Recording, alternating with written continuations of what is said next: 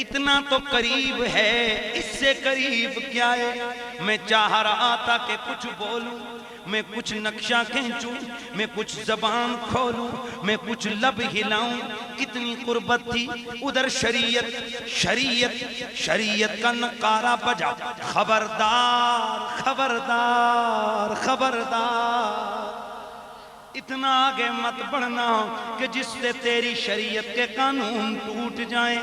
تو بس میں نے منہ کیا اپنے مرشد گولڑا کی طرف، میں نے کہا میرے علی سخت مشکل ہے آن پڑی، بول یہ میں کیا بیان کروں؟ فرمایا یہ کہہ کے لوگوں کے سامنے مقام محمد کی اس عروج کو ختم کر دے کے کوئی امی سڈی نہیں ڈولن دی کوئی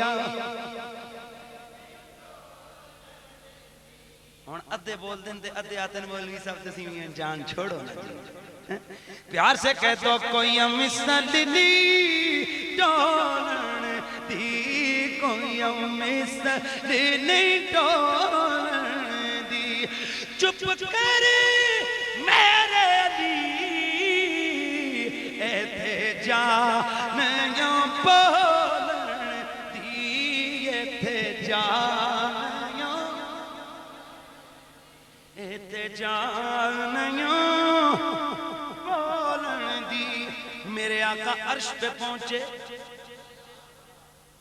تے گل ختم، سمجھن واسطے ہکا گل کافی ہوندی ہے، جے کوئی سمجھے تے تاں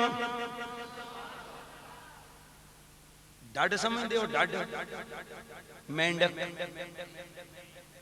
اے ساون دا مہینہ ہے نا، یہ ڈڈاں بڑیاں نکل دیاں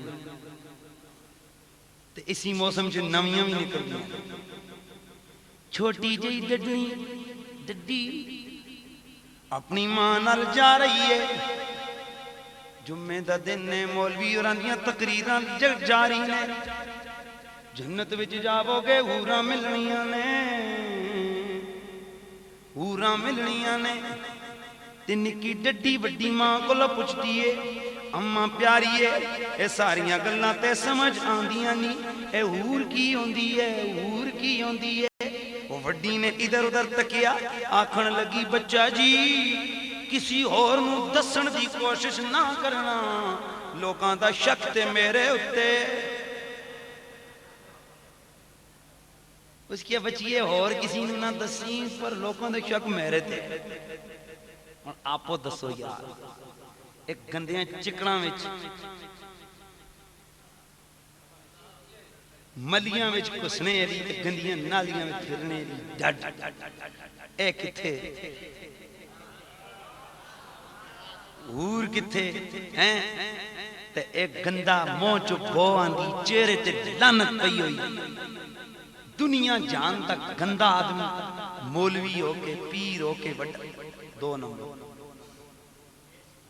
ممبر تے بیسی نبی ہم جیسا ہے، ہاں ہم جیسا ہے، ان اے سمجھو جیاں ڈاڈ تو حور کتھے تے مولوی تو حضور کتھے، آپوں سمجھو یار، ایک سمجھن جو کی گل تے اس گل نو پکا یاد رکھنا ہے، رکھسو کہ نہیں؟ اچھا بولو رکھسو نا؟ تے اے نقشہ بس معراج دا اتنا ذہن چ رکھیو، اے ممبراں تے بہن والا مولوی تھلے، میں بتانے لگا معراج کیا ہے۔ میرے مصطفیٰ جب آگے بڑھے اقصی سے اوپر گئے، جب اوپر گئے تو ذرا نقشہ دیکھو، اللہ کا گھر کعبہ نیچے ہے، حجر اسود نیچے ہے، مقام ابراہیم نیچے ہے، صفا و مروہ، پیار سے بولتے جاؤ یہ جملہ پورا کر دو، صفا و مروہ نیچے گئے، میرا نبی، بولتے جاؤ میرا نبی،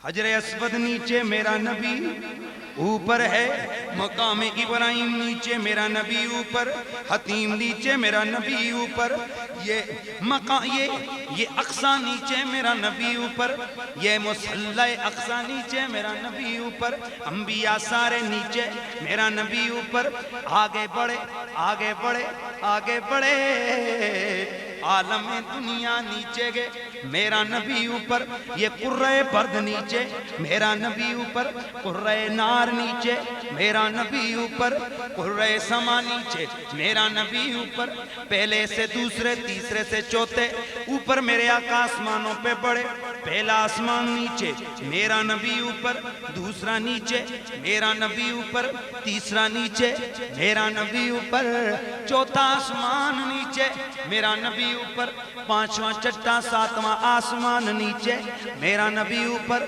جنت نیچے میرا نبی اوپر، حور و غلمان نیچے میرا نبی اوپر، بڑھتے بڑھتے میرے مصطفیٰ پہنچے سدرۃ المنتہا تک، ادھر میرے آقا اوپر، جبریل نیچے میرے آقا اوپر، سدرہ نیچے میرے آقا اوپر، رف رف نیچے میرے آقا اوپر، براق نیچے میرے آقا اوپر، لامکاں نیچے میرے آقا اوپر، اللہ کا عرش، عرش میرے نبی کے قدموں تلے میرے مصطفیٰ اوپر ہے، تو عرش پہ خدا کے سامنے میرے رب نے بٹھا کے دکھا دیا، ساری دنیا مل کر میرے نبی کے قدموں کے مقام تک نہیں آ سکتی، نہیں آ سکتی، تو پھر ہم کیوں نہ کہیں کہ اے تھے جانیوں بول دیئے تھے جانیوں، چپ کر میرے علی تھے جانیوں، تھے جانیوں، ثم دنا فتدلا فکان قاب قوسین او ادنا، اللہ سونے ہوں نیڑے تے ہوئے کیتا کہ فرما فاوہا الا عبدہی ما اوہا، یار دیاں گلاں میں سنیاں، میریاں گلاں میرے یار نے سنیاں، آئے ہائے کیا کہا کیا سنا، چپ کر چپ کر، کیا کہا کیا سنا، چپ کر، تو بتا کیا سنا، چپ کر، میں نے کہا اے عرش،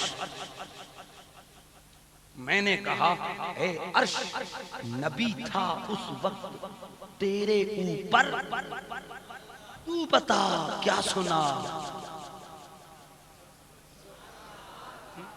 فَأَوْحَا إِلَىٰ عَبْدِهِ مَا أَوْحَا، موسیٰ دیاں گلاں رب نے ساریاں دسیاں نے، ہتھا وچ کی سوٹا چوک پھڑ اور داوی 15 گلاں ہوئیاں، ساریاں رب نے قرآن چے سانو دس چھڑیاں، اللہ سنیا تساں کے گلاں کیتیاں، اِلَىٰ عَبْدِهِ مَا أَوْحَا، تو کون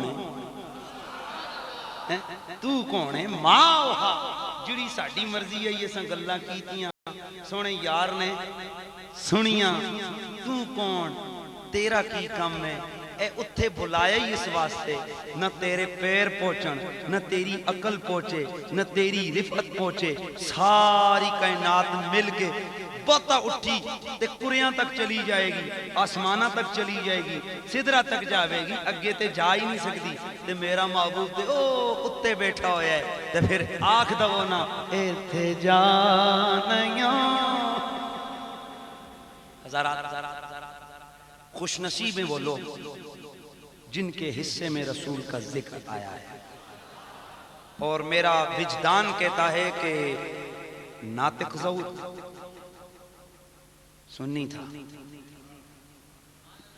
نبی کی نعت سے پیار کرتا تھا، مجھے نہیں پتا لیکن میں اپنے یقین سے کہہ سکتا ہوں، محلے والے گواہی دو، سچے کے جھوٹے ہیں جی، سچ ہے، نبی کی نعت سے پیار کرتا تھا نا، تو یہ ہوتا ہے نبی کے نعت سے پیار کرنے والوں کے معاملات، جو ذکر الہی اور نعت محبوب الہی سے پیار کرتے نا، اللہ لکھ دیتے ہوئے مرے تامی ذکر ہوئے، اس کی قبر پہ بھی ذکر ہوگا، اس کی محفل میں بھی ذکر ہوگا، اس کے ایصال ثواب کے لیے بھی نعتیں ہوں گی، تو اس لیے سرکار کے پیار کو اپنا اوڑھنا بچھونا یہ سب بنا لو. کیوں؟ جہاں سے آغاز کیا تھا وہیں پہ آ کے ختم کر رہا ہوں. کیا؟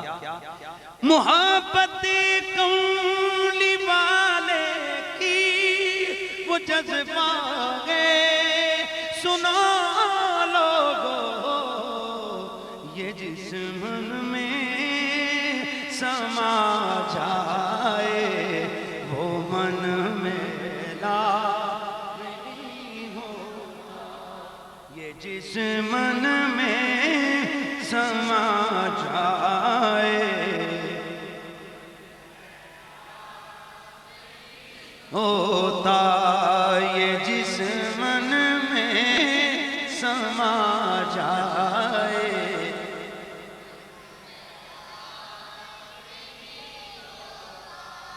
محمد کے غلاموں کا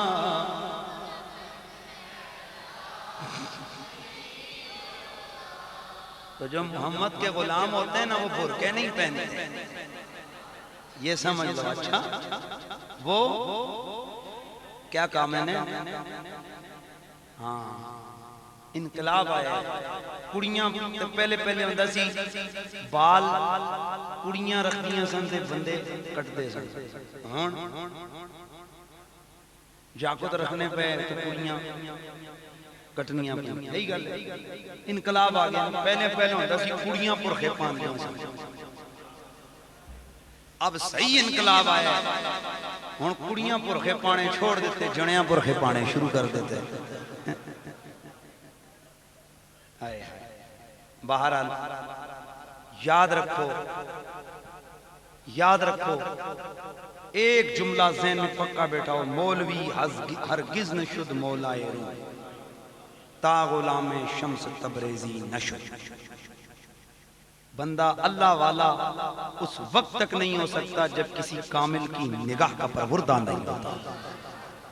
جب تک کسی کی نگاہ نہ ہو بس اپنے عقیدے پہ ناز کرو خوش ہو جاؤ. اللہ نے آپ کو مسلک حق کا اہل سنت و جماعت کے ساتھ وابستگی عطا فرمائی. اللہ کا شکر ہے کہ اللہ نے ہمیں اپنے ولیوں اپنے محبوبوں والا عقیدہ عطا فرمایا ہے. بس ہم تو اتنا ہی کہتے ہیں محمد کے غلاموں کا کفن میلا نہیں ہوتا. تو جو محمد کا سچا غلام ہو اللہ اس کو دنیا میں بھی کامیابیاں دیتا ہے اس کو آخرت میں بھی کامیابیاں دیتا ہے.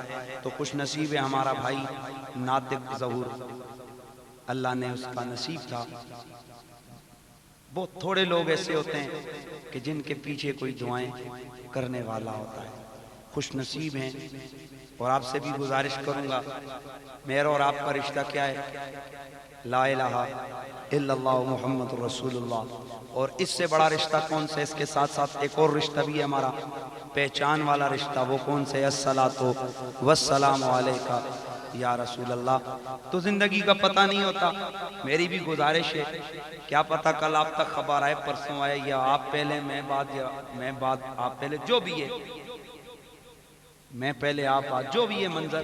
لیکن اگر کبھی خبر آ جائے نا کہ قریشی صاحب چل پڑے ہیں تو کم از کم ہمارے لیے دعا کر دیجئے گا. دعا کریں گے کہ نہیں؟ اے تک لو اللہ دے گھر چ بہ کے تسی وعدہ پہ کر دے ہیں دعا کرنا. اور ابھی آپ میرے لیے اور میں آپ کے لیے دعا کرتا ہوں. دعا کرو سب کچھ ہو جائے لیکن ہمارے ہاتھوں سے محمد عربی کی غلامی کا دامن نہ چھوٹے. جو ہوتا ہے ہو جائے لیکن سرکار ہمیں اپنی غلامی سے بیگانہ نہ کریں. کیوں کہ جب تک غلامی رسول کا یہ رشتہ قائم رہے گا اللہ کے رشتے کی ڈور جڑی رہے گی. اور سرکار والا رشتہ کٹ گیا تو اللہ کہتا ہے میں تے تیرے نال تاں لائی سی جے تو سونے نال لگیا ہوئے اسے ان شانیک اول ابتر. سونیا میرا وعدہ جڑا تیرا دشمن ہے اس کی جڑی میں کٹی ہوئی ہے. اس کی جڑی میں نے کیا کیا ہے؟ کٹی ہوئی ہے. تو دوستو ایک تو اپنے بھائی کے لیے دعا کرنی ہے اللہ اس کے درجات کو بلند کرے.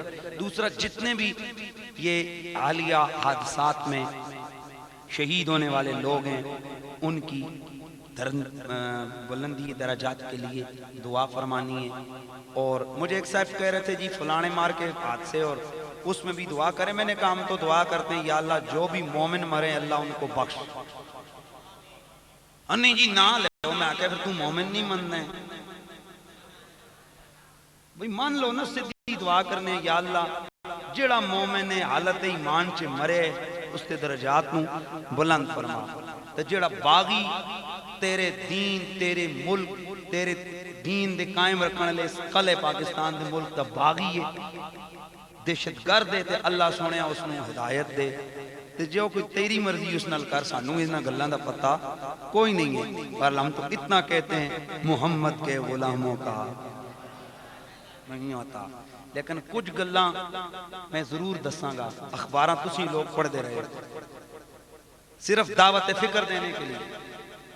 آپ نے وہ مولوی صاحب لڑائی میں مارے گئے تھے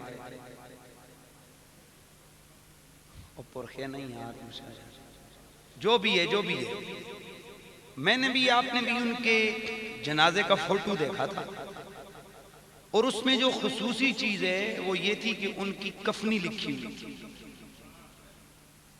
آج جا کے گھر میں فوٹو دوبارہ دیکھنا باقاعدہ ادھر کلمہ لکھا ہوا ہے لا الہ الا اللہ محمد رسول اللہ.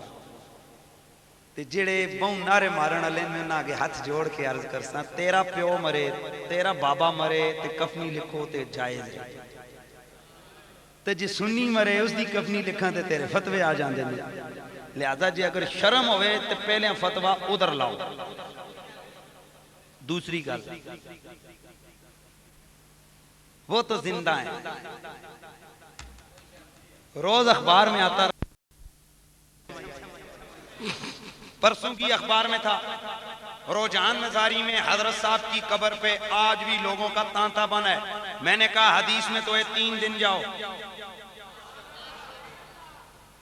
تیرے مولویاں دی قبراں تے جاؤ تے کوئی شرک نہیں تے گولڑے لے دی مزار تے جاؤ تے شرک ہو جاتا ہے. کتنیاں گلاں 3 گلاں. چوتھی گل آپ نے بھی اخباروں میں پڑھا ہم نے بھی فوٹو دیکھے سارے جا کے اوپر پھول ڈالے ہوئے قبراں تے چادراں سٹیاں ہوئیاں تے پھول. میں کہے جی اپنے بچے آتے بزرگاں دیاں سانو اس نال نہیں سڑ دے نہیں ہے کہ کیوں ہے ساڑھے درو پورے شہر دے کپڑے دے تھان ہوتے جا کے سٹو. لیکن یار تھوڑا جیا ساڑھے پاسے بھی تے ذرا نرم گوشہ رکھو نا. جی تواڈیاں بزرگاں تے انہاں مولویاں دیاں قبراں تے پھلاں دیاں چادراں جاون کپڑیاں دیاں چادراں رکھیاں جاون تے کوئی رولا نہیں کوئی شرک نہیں کسی مفتی دا کوئی فتوہ نہیں. تے جے داتا ولی دے مزار تے چادر پھلاں دی چڑھائی جاوے گولڑے والے پیر موڑے والے پیر دے مزار تے اگر چادراں چڑھائیاں جاون تے ادھر بھی برداشت کیتا کرو. اے فتوے نہ لایا کرو. اور پھر اگلی گل سنو اگلی گل دیہڑا ہے آج 40واں 20واں دن اسمبلی میں دعا کرو سارے. میں نے کہا پہنچتی ہے کیوں نہیں پہنچتی. میں جے تیرے مولویوں نو پہنچتی تے ساڑھے کے ہونے انہوں نے کیوں نہیں پہنچتی یار. اس لیے یہ چیزیں کچھ سمجھنے کے لیے ہوتی ہیں. اور پھر مجھے تو عجیب سی باتیں اور میں تو بڑی بڑی باتیں جو ہے نا وہ اس دن ایک اخبار والے نے لکھا کہ اندروں قرآن دیاں آوازاں آندیاں پاویں آندیاں نہیں آندیاں سانو اس نال غرض نہیں ہے. پر چھوٹی جی عرض ہے وہ اندر کون بیٹھا پڑھ دے جی قبر والا حافظ قرآن مرے لہذا پڑھ گئے. میں کہ جی حافظ قرآن پڑھے تے تیریاں آوازاں اس دیاں باہر آواں تے جی اسی کہواں کہ میرے مدینے والے دے مزار چو ابو بکر صدیق نو بلان دی اجازت دی آواز آئی سی تے اتھے تیرے فتوے لگ دے نے.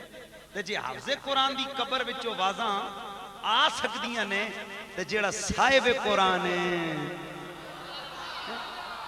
تے جڑے اللہ دے ولی نے تے ہاتھ جوڑ کے عرض کرساں اس ملک چ رولے کیوں پائے ہوئے نے. اے کیوں چھوٹیاں چھوٹیاں گلاں تو لوکاں نو لڑاندے پھردے ہو. اے گلاں حل ہو گئیاں نے. اے بہت ساریاں گلاں بہت ساریاں چیزاں حل پیاں ہوندیاں نے. مسئلہ ایک اور ہے اے توجہ اے سنی اج بھی کربلا دا موقع آندا ہے نا محرم دا مہینہ آندا ہے تے سنی رو پیندا ہے میں اس دن کشمیر گیا تھے، اتھے پاکستان دے ایک مولوی گیا، اتھے لوگ بڑے ہاسے، میں کیا کی انہوں نے کہا جناب اج تے پوری تقریر ہی انج لگدی سی جے میں کربلا اپنا منبر گائے۔ میں کہا جی وہ کیوں؟ کہ جی مولوی صاحب تقریر کر رہے سن تو پیچھے سارے رو رہے سن، مولوی صاحب کہہ رہے سن چھوٹے چھوٹے بچوں پہ گولیاں برسائی گئیں تو پیچھے سارے کہتے سن رک جاؤ۔ میں نے کہا مولوی تو ہی تو فتوے لگاتا تھا کہ محرم میں یہ رونا رولانا گناہ ہے، حرام کے درجے اور فتوے لگاتا تھا۔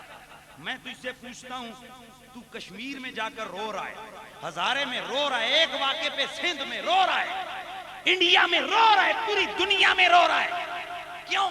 بڑا بڑا ظلم ہو گیا، میں اس سے غرض نہیں کیا ہوا کیا نہیں۔ میں نے کہا تیرا دل دکھا، تیرا بابا مرا، تیرا دل دکھا، تجھے جب بھی وہ واقعہ یاد آتا ہے تو اسمبلی میں بھی روتا ہے، تو گھر میں بھی روتا ہے، مسجد میں بھی روتا ہے، اوہ کی آوازیں تیرے جمعے پہ بھی روتا ہے، ساروں کو رلاتا ہے۔ تو ظالم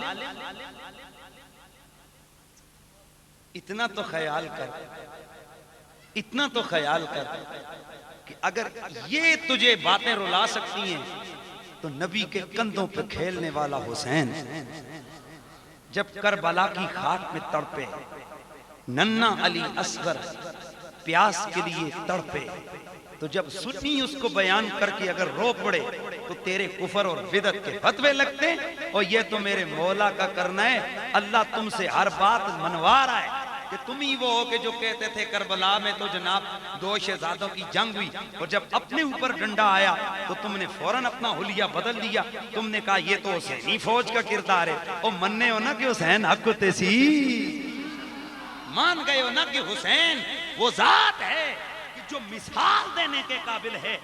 آج بھی ماننا نہ مانتے نہ ہم کہ یزید بابا کے نعرے لگاتے، تو یہ اللہ کا شکر ہے کہ الحمدللہ تاریخ اپنے آپ کو دہراتی ہے، زمانہ حقائق کے رنگ بدلتا ہے، اور نظر یہ آتا ہے کہ الحمدللہ مسلک اہل سنت کل بھی سچا تھا، مسلک اہل سنت اچھا بولو، مسلک اہل سنت آج بھی سچا ہے، یہی مسلک فطرت ہے، یہی مسلک صحابہ ہے، یہی مسلک اہل بیت ہے، یہی مسلک غوث اعظم ہے، یہی مسلک امام اعظم ہے، یہی مسلک داتا ولیو مہر علیو ہند ولی اور ہر ولی ہے، اور یہی مسلک اولیاء اہل سنت ہے۔ اللہ تعالیٰ مجھے اور آپ کو اسی مسلک پہ زندہ رکھے اور اسی سچے عقیدے پہ موت عطا فرمائے۔ وآخر دعوانا ان الحمدللہ رب العالمین۔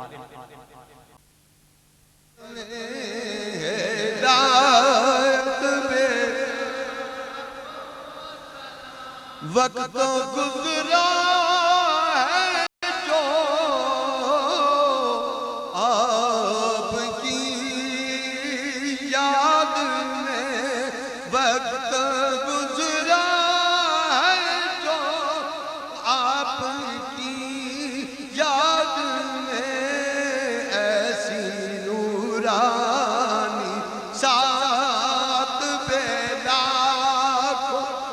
سلام مصطفیٰ جان رحمت، یا الہی صدقہ آل رسول،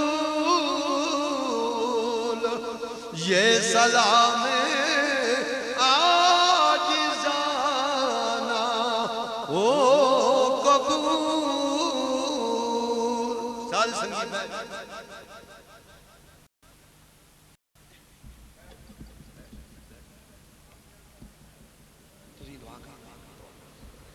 الحمدللہ رب العالمین والصلاة والسلام علی سید الانبیاء والمرسلین۔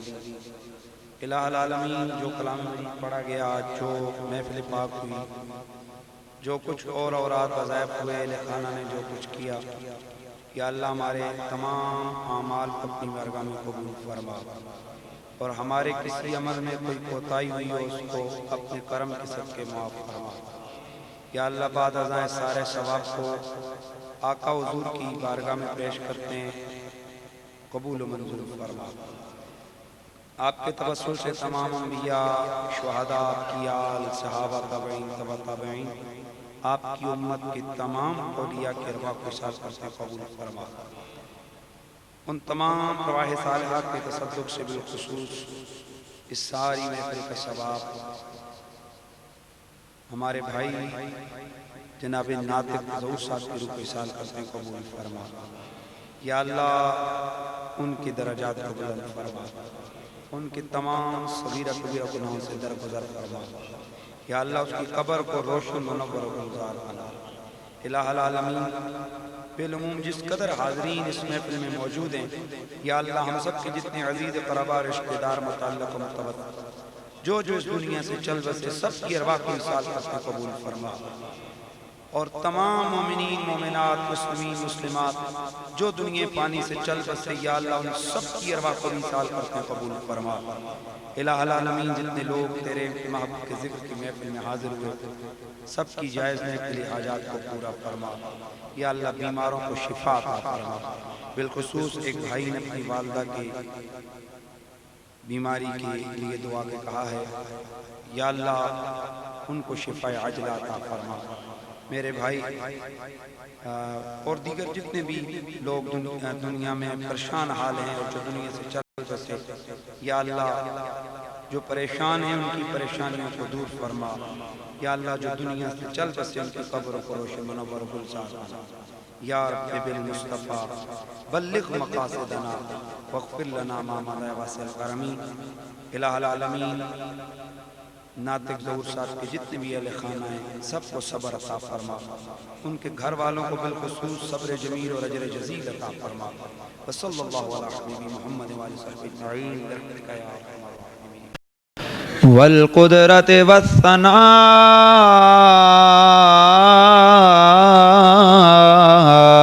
والصلاة والسلام على سيد العالمين، والصلاة والسلام على سيد الأنبياء،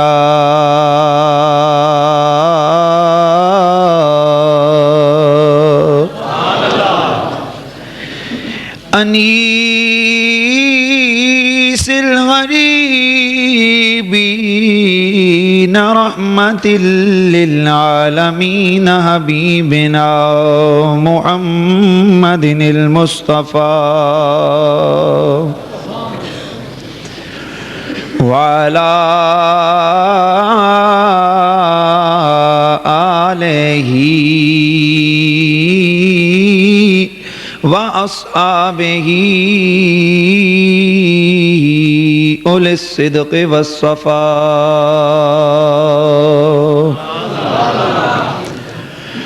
قال الله عز وجل في كتابه المجيد، فأعوذ بالله من الشيطان الرجيم، بسم الله الرحمن الرحيم۔ إنا أعطيناك الكوثر فصل لربك وانحر، إن شانئك هو الأبتر۔ إن الله وملائكته يصلون على النبي، يا أيها الذين آمنوا صلوا عليه وسلموا تسليما۔ الصلاة والسلام عليك يا رسول الله، وعلى آلك واصحابك يا حبیب اللہ۔ محبت سے پڑھیے، الصلاۃ والسلام علیک یا رحمة للعالمين وعلى آلك واصحابك يا شفيع المذنبين. کوئی مزہ نہیں آیا بھئی، ذرا پیار سے اس طرح پڑھے نا کہ پوری مسجد گونج جائے نا. الصلاۃ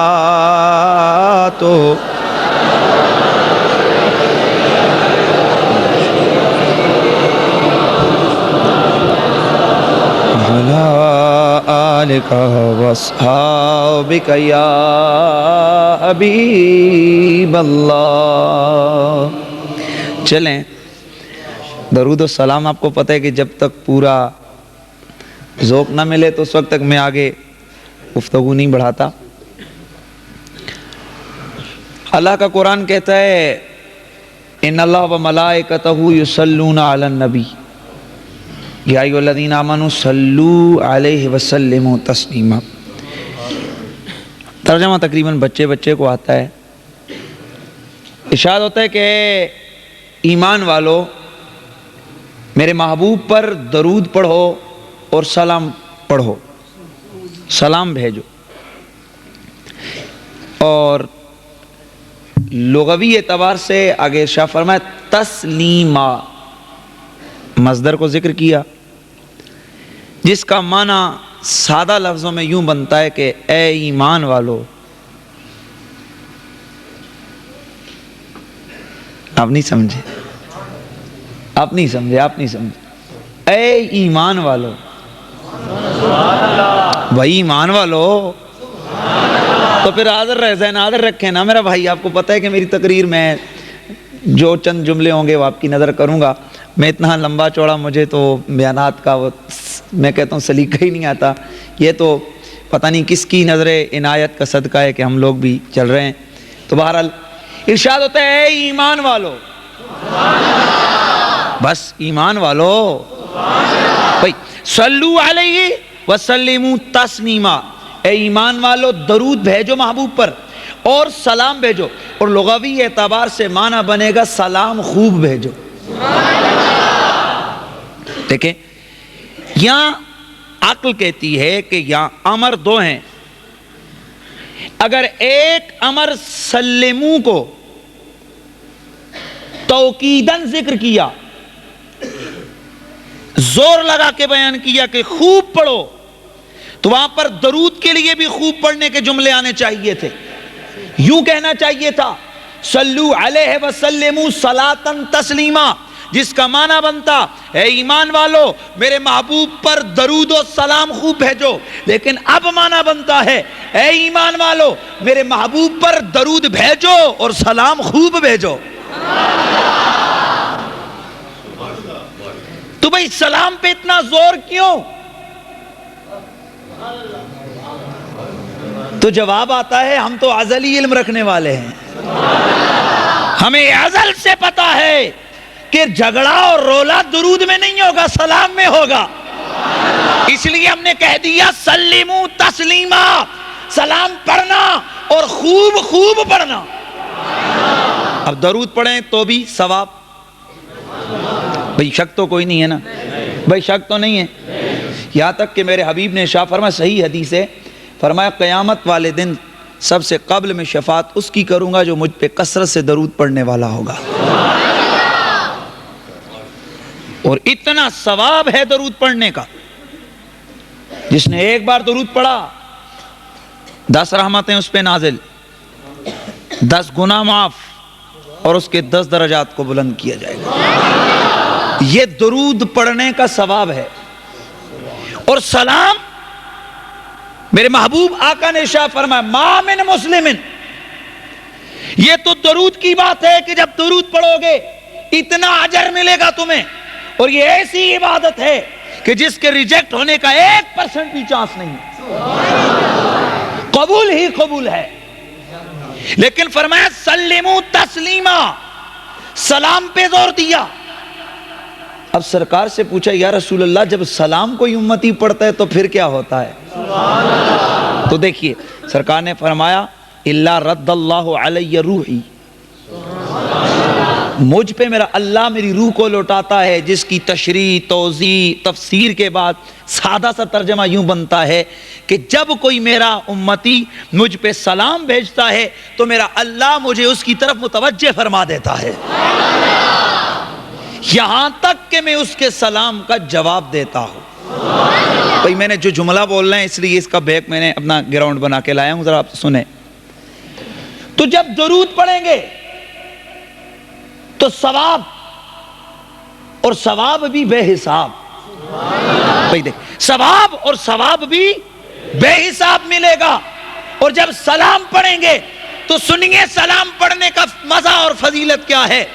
درود پڑھیں گے تو رب ذوالجلال کی طرف سے ثواب وہ بھی بے حساب ملے گا، اور جب سلام پڑھو گے تو کملی والے تاجدار کی طرف سے محبت کا جواب ملے گا۔ اس لیے سنی نے درود کو بھی لے لیا اور سلام کو بھی لے لیا، درود پڑھ کے ثواب کے مزے اور سلام پڑھ کے جواب کے مزے۔ تو پیار سے پھر پڑھیے الصلاۃ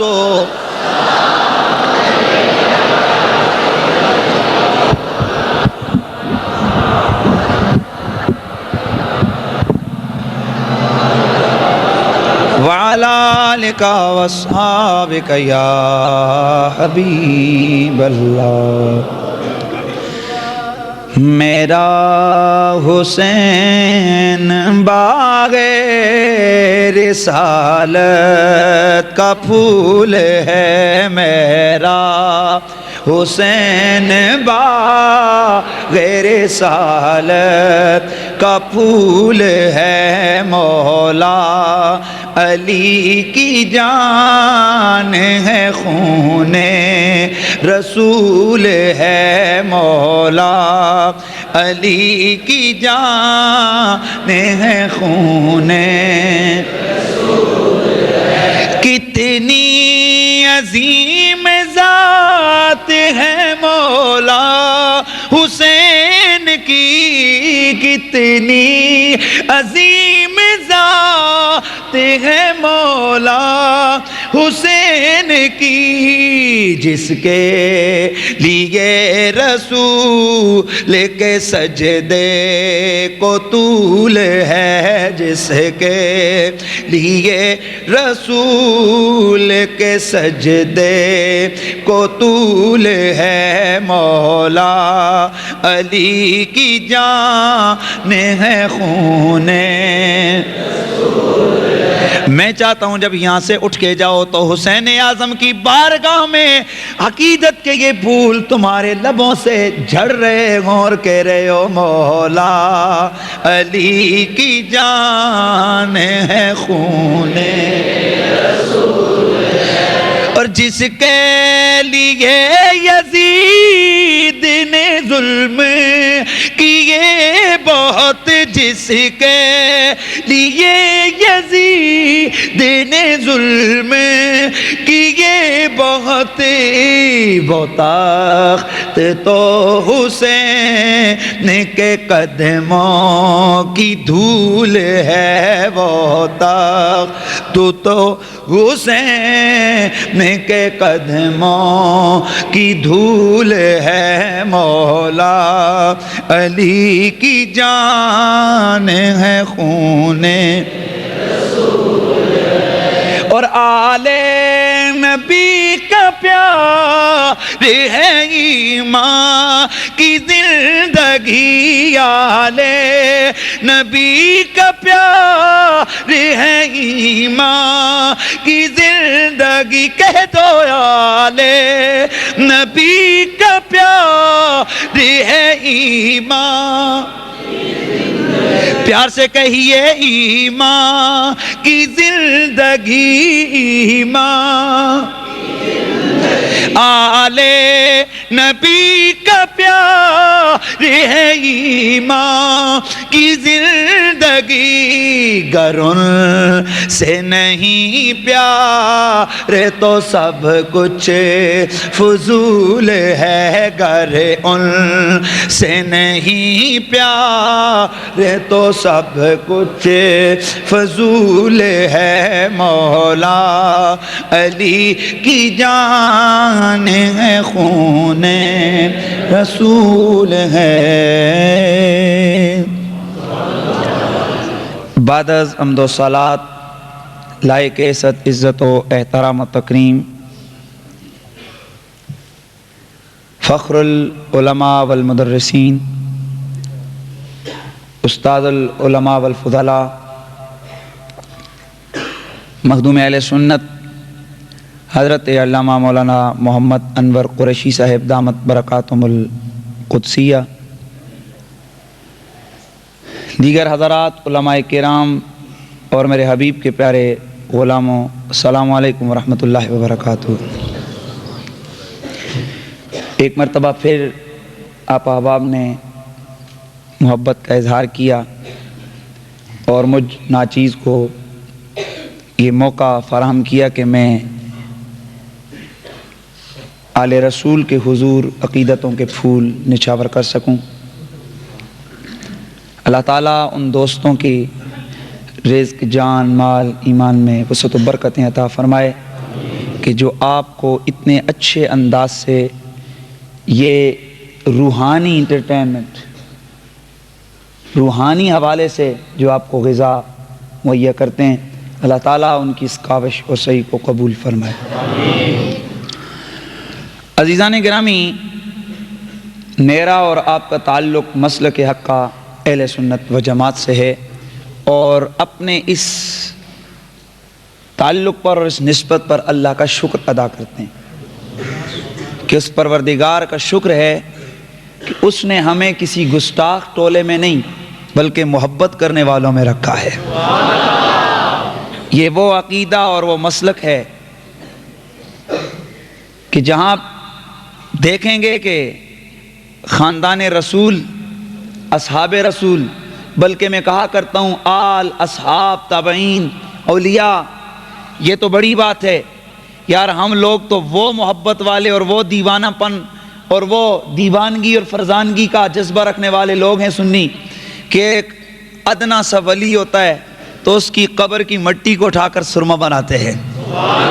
تو اگر ایک عام سے ولی سے یہ سنی اتنا پیار کرتا ہے تو جن رگوں میں رسول کا خون دوڑتا ہو، اور جو صحابہ میرے رسول اکرم فخر دو عالم صلی اللہ علیہ وآلہ وسلم کے رخ زیبا کی زیارت کر کے ای جہاں و اس جہاں، اس عالم میں اور اس عالم میں سرخرو ہو چکے، اور جن کی عظمت پہ میرے اللہ کا قرآن گواہ بن چکا، تو ان صحابہ کا یہ سنی کتنا احترام اور ان سے کتنا پیار کرتا ہوگا.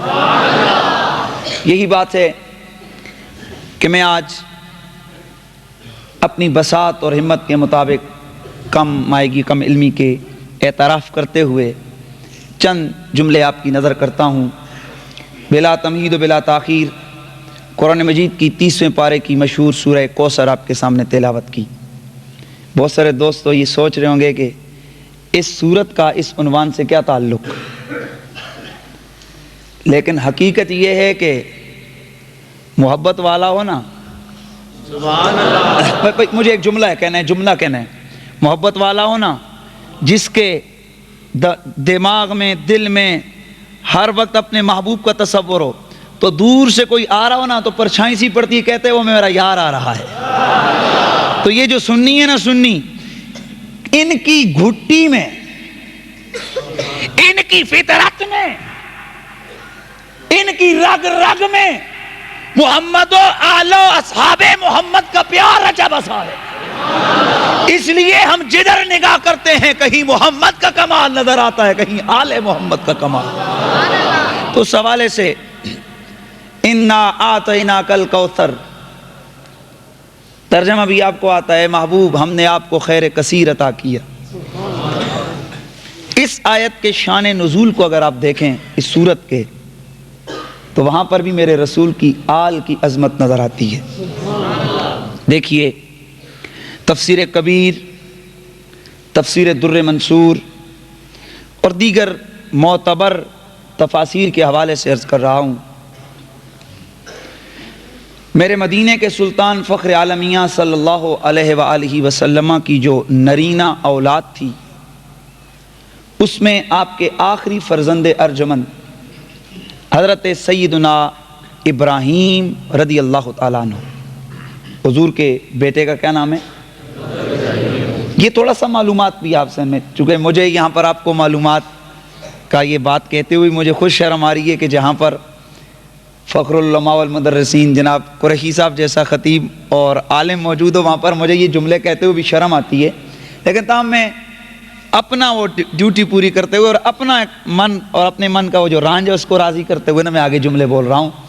تو سنیے، میں چاہتا ہوں کہ چند تھوڑی دیر بھی گفتگو سنیں جہاں پر محبت کے وہ آپ جذبات لے کر اٹھیں، تو وہاں پر آپ کے پاس کچھ معلومات بھی ہوں جو کہ آپ کو عملی زندگی میں کام دیں۔ تو سرکار صلی اللہ علیہ وسلم کی جو اولاد ہے اس میں حضور کی 4 بیٹیاں ہیں۔ بس اگر آپ اس کو یاد کر لیں گے تو یہ بہت کچھ ہو رہا ہے۔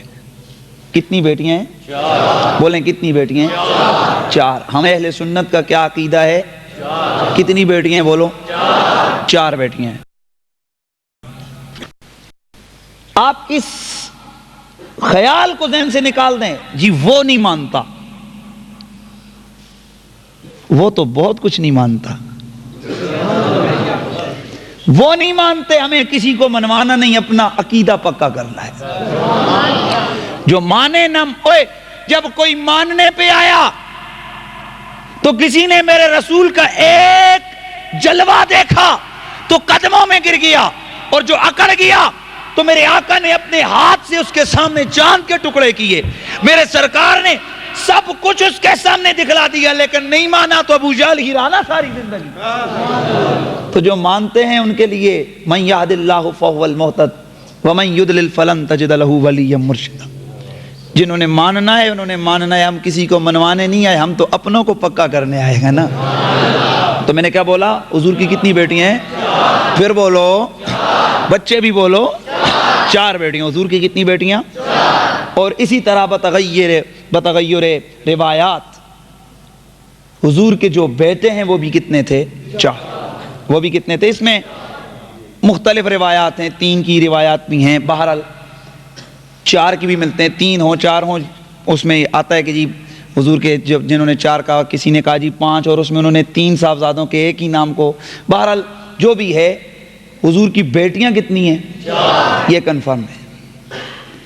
اور سرکار صلی اللہ علیہ وسلم کے بیٹوں کی تعداد میں کیا ہے؟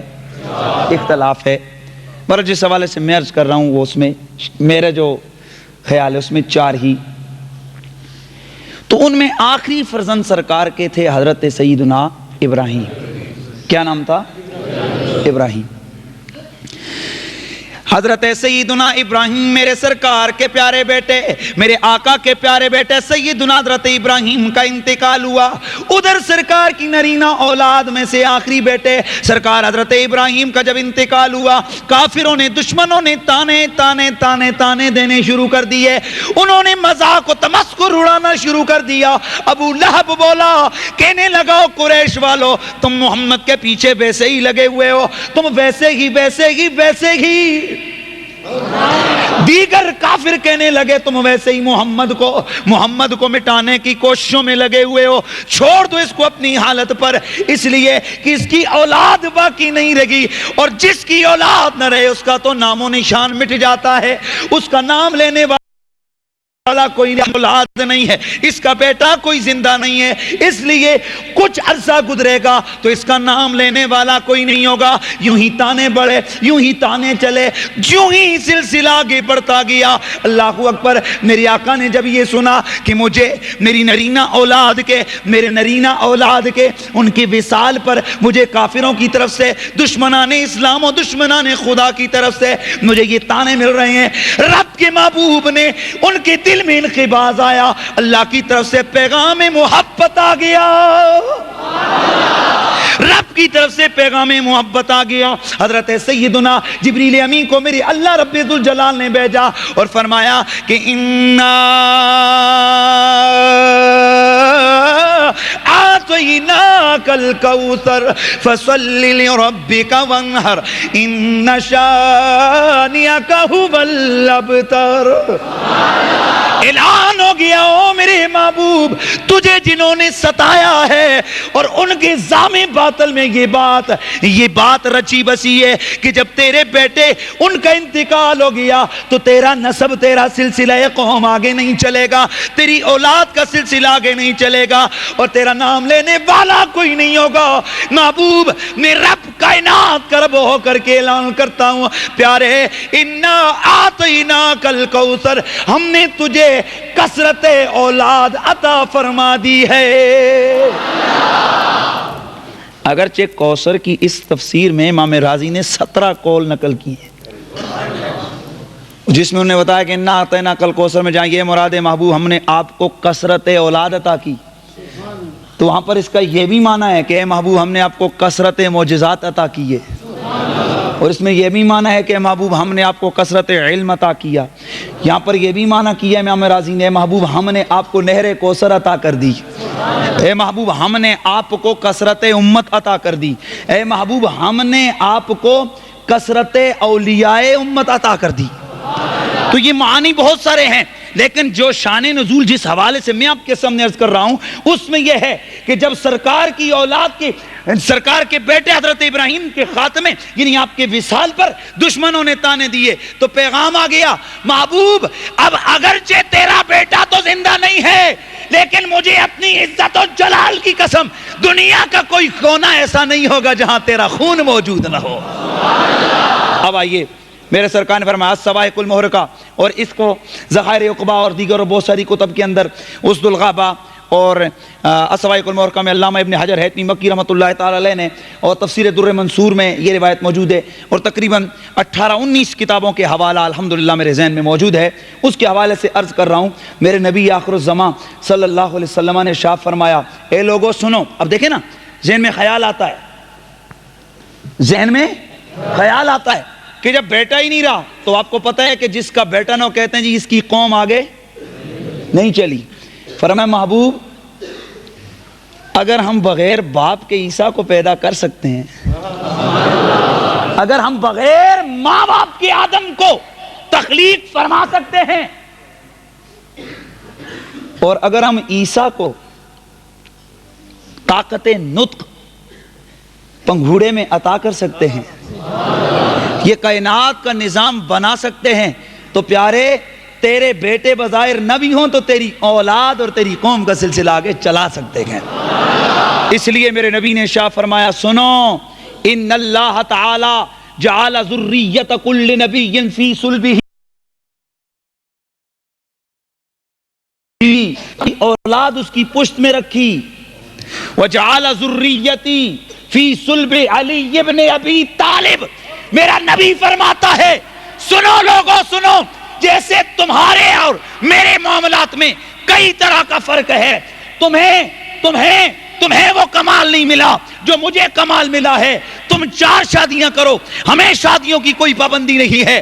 تمہارے لیے بعض معاملات ایسے ہیں کہ جو تمہارے لیے ہیں میرے لیے نہیں، اور بعض میری خصوصیات ایسی ہیں کہ جن تک کہیں کسی کا وہم و گمان بھی نہیں جا سکتا۔ تو سنو، جہاں میری اور خصوصیات ہیں ان خصوصیات میں میری ایک خصوصیت یہ بھی ہے کہ باقیوں کی اولاد، باقیوں کی قوم کا سلسلہ ان کے اپنے ذریعے سے، اپنے بیٹوں کے ذریعے سے چلتا ہے، یعنی ان کی اولاد ان کی پشت میں ہوتی ہے، پر رب کا نبی فرماتا ہے رب نے میری اولاد کو علی ابن ابی طالب کی پشت میں رکھا ہوا۔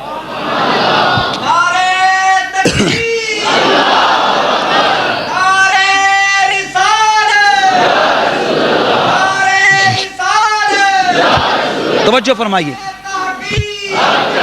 اللہ نے وجعل ذریتی فی صلب علی ابن ابی طالب، اللہ نے میری اولاد کو علی ابن ابی طالب کی پشت میں رکھا۔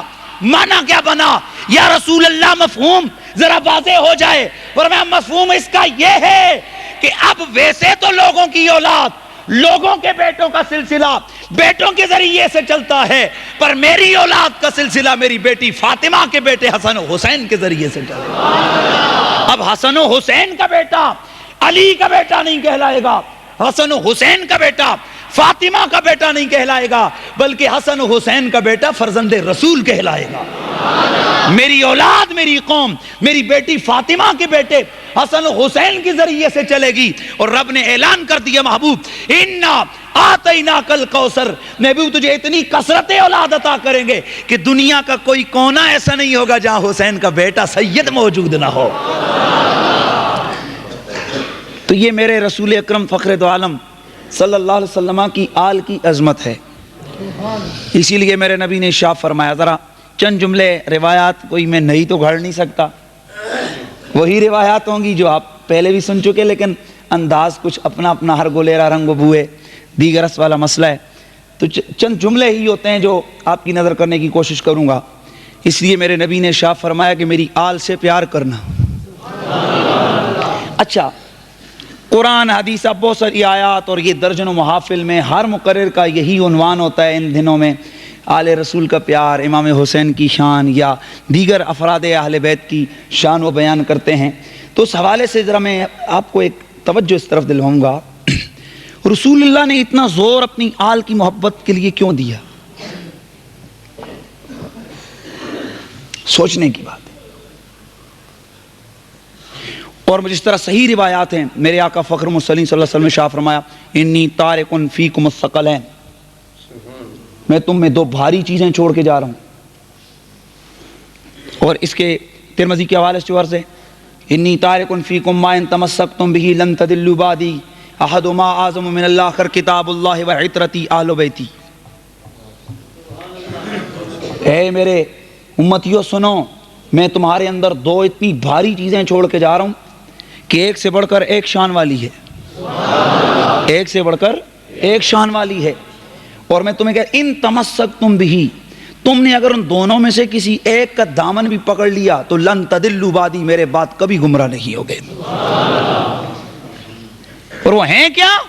کتاب اللہ وعطرتی اہل بیتی، ایک اللہ کی کتاب ہے اور دوسرا میری اولاد ہے۔ بولیے وہ کیا ہے؟ اللہ کی کتاب اور میری۔ اور سرکار نے دوسری جگہ ارشاد فرمایا کہ مثل آلی کا سفینۃ نوح۔ روایت آپ نے سنی ہے لیکن چند جملے اس میں آپ سن لیں۔ رب کیا بھی فرماتے ہیں مثل آلی کا سفینۃ نوح، میری اولاد کی مثال کشتی نوح کی طرح ہے، من رکبہا، جو اس میں سوار ہو گیا، یعنی جس نے آل رسول کا دامن پکڑ لیا تو نجا، کامیاب ہو گیا۔ ومن تخلف عنہ، جو پیچھے رہ گیا، جس نے ان کا دامن چھوڑ دیا، ان سے بیگانہ ہو گیا، سرکار نے فرمایا وہ غرق ہو گیا۔ اب غور کریں کہ رب کا رسول یہ اتنا زور کیوں دے رہا ہے، اور رب کے نبی نے اپنی آل کی مثال کشتی نوح کی دی۔ اب ذرا غور کرتے ہیں کہ کشتی نوح کا کیا سلسلہ ہے۔ حضرت امام سیوطی رحمۃ اللہ تعالی علیہ تفسیر در منصور کے اندر نقل فرماتے ہیں، اور ابن ابی خاتم کے حوالے سے اور بھی محدثین نے اس کو نقل کیا ہے۔ حضرت ابن عباس رضی اللہ تعالیٰ عنہ سے روایت ہے کہ کشتی نوح، جس وقت حضرت نوح علیہ السلام نے کشتی اس کو بنایا اللہ کے حکم کے مطابق، تو کافر آئے، منکر آئے، کہنے لگے نوح کیا کر رہے ہو؟ فرمایا یہ عذاب آئے گا، اس سے بچنے کے لیے، سیلاب سے بچنے کے لیے کشتی بنا رہا ہوں۔ وہ مذاق اڑاتے، کہتے ہیں پینے کو پانی نہیں اور جناب کشتی کو یہ تیار کر رہے کہ سیلاب آئے گا۔ حضرت نوح فرماتے بس جب آئے گا تو دیکھ لو گے۔ وہ دن آ گیا کہ جب سیلاب آنے لگا تھا، آنا چاہ رہا تھا، تو اللہ نے فرمایا اے نوح، اس کے ہر چیز جو ہے نا اس کا ایک ایک جوڑا اپنی کشتی میں رکھ تاکہ اس کی بقائے نسل ہو سکے۔ حضرت نوح علیہ السلام نے ہر چیز کا ایک ایک جوڑا اپنی کشتی میں رکھا، اور تفاسیر والے لکھتے ہیں کہ پہلے نمبر پر چیونٹی کو رکھا، اور سب سے آخر پہ گدھے کو حکم دیا کہ تو آ جا۔ اب جب گدھا کشتی میں سوار ہونے لگا، اس نے 2 پاؤں اندر کیے کشتی میں،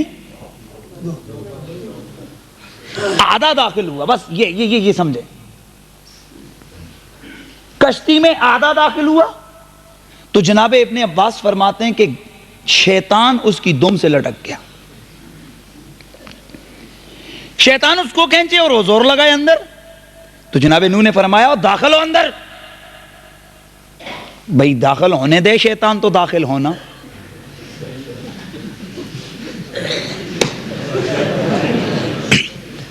شیطان داخل نہیں ہونے دے رہا, زور لگا رہا ہے وہ. تو بھائی شیطان کیوں لٹک گیا جب آدھا کشتی میں تھا؟ جب آدھا کشتی میں تھا تو شیطان لٹکا, اور اگر آدھا نہ ہوتا پورا ہی آ جاتا تو کبھی رولا نہ پڑتا. نہیں سمجھے آپ؟ سمجھے نہیں ہیں, اگر سمجھ جائے تو پھر جملہ ہے. توجہ فرمائیے, توجہ فرمائیے. شیطان آدھا کشتی میں, اپنا گدھا آدھا کشتی میں ہے, آدھا. شیطان اس کی دم سے لٹک گیا. جناب نوح کو غصہ آیا, فرمایا اور شیطان داخل ہو. شیطان نے جب یہ سنا نا, اس کی دم چھوڑی, کشتی میں آ بیٹھا. جناب نوح علیہ السلام, پھر گدھا بھی آیا. آپ نے اس کو دیکھا تو فرمایا تو کدھر؟ کہنے لگا جی مجھے اللہ نے قیامت تک مہلت دی ہے, تو بس یہ تو ذریعہ بننا تھا, آپ نے خود ہی تو بلایا ہے مجھے اندر. جناب حضرت نوح علیہ السلام نے جب اس کی یہ بات سنی تو اس طرح تفاسیر میں آتا ہے, یا روایت میں نے آپ کے سامنے یہ 3-4 حوالوں سے, مختلف الفاظ سے, یہ جناب ابن عباس سے روایت ہے. حضرت نوح علیہ السلام خاموش رہ گئے. اب وہ کشتی جیسے ہی سیلاب آیا, بس یہیں سے چند چیزیں آپ کے ذہن میں تحت شعور, یہ جناب میں بلا شعور, یا جیسے جس حوالے سے آپ سمجھیں. جس وقت جناب حضرت نوح علیہ السلام کی کشتی طوفان آیا, پانی آ گیا, سیلاب آ گیا. حضرت نوح علیہ السلام کی کشتی, اس نے طوفان سے بچنے کے لیے اس نے سفر شروع کیا. حضرت نوح علیہ السلام نے اپنی بیوی کے بیٹے, یا بعض روایات میں آیا کہ اپنے بیٹے سے فرمایا کہ آجا تو بھی کشتی میں داخل ہو جا. کہنے لگا نا مجھے اس کی ضرورت نہیں ہے, اگر سیلاب بڑھتا گیا تو میں وہ اوپر اونچے پہاڑ کی چوٹی پہ چڑھ جاؤں گا اور میں بچ جاؤں گا. جناب حضرت نوح علیہ السلام, آپ نے عرض کیا او میرے مولا, یہ جو میرا بیٹا ہے یا میری بیوی کا بیٹا ہے, یا اللہ اس کا کیا بنے گا؟ رب نے فرمایا اے میرے نوح, اس نے تیری کشتی کو چھوڑا تو یہ تیرا نہیں رہا. میں نے جملے بتلانے, اس نے تیری کشتی کو چھوڑ دیا تو تیرا نہیں رہا. بھئی میں آپ کا ذوق سمجھتا ہوں اور میں ذوق کی طرف آ رہا ہوں, لیکن یہ جملے مجھے سمجھانے ضروری. اے نوح, جب یہ تیری کشتی سے دور ہو گیا تو تیرا نہیں رہا. بھائی سمجھنا ہے, اے بیٹا, لیکن اے نوح تیری کشتی سے دور ہو گیا. سمجھنا, بس یہ جملہ پھر سمجھا رہا ہوں. اے بیٹا, لیکن اے نوح تیری کشتی سے دور ہو گیا تو میں اعلان کرتا ہوں یہ تیرا نہیں ہے. بس سمجھنا ہے. آگے چلتے ہیں نا, جیسے میں آخری جملہ بولوں گا تو آپ کی طبیعت خوش ہو جائے گی کہ میں کیا کہنے کے لیے میں نے اتنے آپ کے 5-7 منٹ ضائع کیے. حضرت نوح علیہ السلام جب کشتی چلی تو یہ دن تھا 10 رجب المرجب, اور ایک روایت میں آتا ہے یہ 13 رجب کا دن تھا جب کشتی چلی, اور 10 محرم کا دن آیا. دیکھیں 10 محرم کا دن آیا تو وہ کشتی جودی پہاڑ پہ جا کر ٹھہر گئی. اللہ کا حکم ہوا, سیلاب ختم ہو گیا. تو حضرت نوح علیہ السلام نے شکرانے کے نوافل ادا کیے. تو حضرت نوح کی کشتی 10 رجب یا 13 رجب کو چلی, اس کے سفر کا اختتام 10 محرم کو ہوا. تو اب میرے آقا فرماتے ہیں میری آل کی مثال کشتی نوح کی طرح ہے, جو اس میں بیٹھا بچ گیا اور جو پیچھے رہا تباہ ہو گیا. تو اب سمجھنے کے لیے جملہ سنو. ارے کشتی نوح کا کمال یہ ہے کہ نوح نہیں بلکہ نوح کی کشتی, اور کشتی کا سوار وہ بھی انسان نہیں, کوئی ایمان والا نہیں, بلکہ 4 ٹانگوں والا گدھا.